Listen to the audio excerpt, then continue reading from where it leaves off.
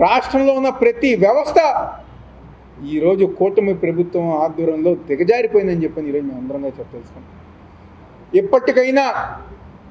ఇప్పటికైనా మీరు కళ్ళు తెరిచి ఏంటి మీరు చేసేదంటే కక్షపూరితమైన రాజకీయాలు.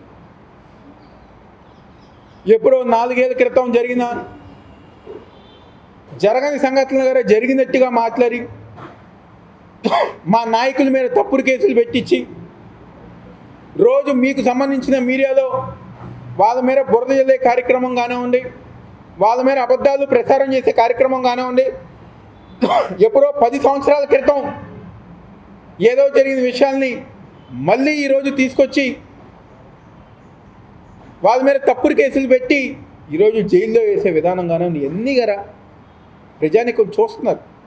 రాక్షస పరిపాలన, రెడ్ బుక్ రాజ్యాంగం, భారత రాజ్యాంగాన్ని పక్కన పెట్టేసి ఈరోజు ఈ యొక్క రాష్ట్రంలో రెడ్ బుక్ రాజ్యాంగం నడిపే విధంగా ఈరోజు కూటమి ప్రభుత్వం అంటే టార్గెట్గా ఫలానాన్ని టార్గెట్ చేస్తే వాళ్ళని ఏదో ఒక రకంగా ఇబ్బంది పెట్టాలి, వాళ్ళని నష్టపరచాలి, వాళ్ళని జైల్లో వేయాలి, కేసులు వేయాలి. ఎంతకాలం?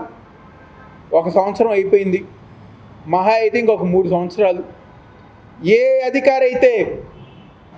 అధికారైనా ఏ వ్యక్తి అయినా వైఎస్ఆర్ కాంగ్రెస్ పార్టీ నాయకులను కానివ్వండి, కార్యకర్తలను కానీ ఇబ్బంది పెడితే తప్పకుండా రేపు రానున్న రోజుల్లో జగన్మోహన్ రెడ్డి గారి యొక్క నాయకత్వంలో వైఎస్ఆర్ కాంగ్రెస్ పార్టీ ప్రభుత్వం వచ్చిన తర్వాత తప్పు చేసిన ప్రతి ఒక్కరిని గారా చట్టం ముందు నిలబెట్టే బాధ్యత ఈరోజు వైఎస్ఆర్ కాంగ్రెస్ పార్టీ నాయకులుగా మేము అందరం గారు తీసుకుంటామని చెప్పాను. ప్రతి నాయకుడికి, ప్రతి కార్యకర్తకి జగన్మోహన్ రెడ్డి గారి యొక్క నాయకత్వంలో మా సోషల్ మీడియా ప్రతి కార్యకర్తకు గారా అండగా ఉంటామని గారా ఒక సందర్భంగా చెప్తూ సెలవు తీసుకుంటున్నాం.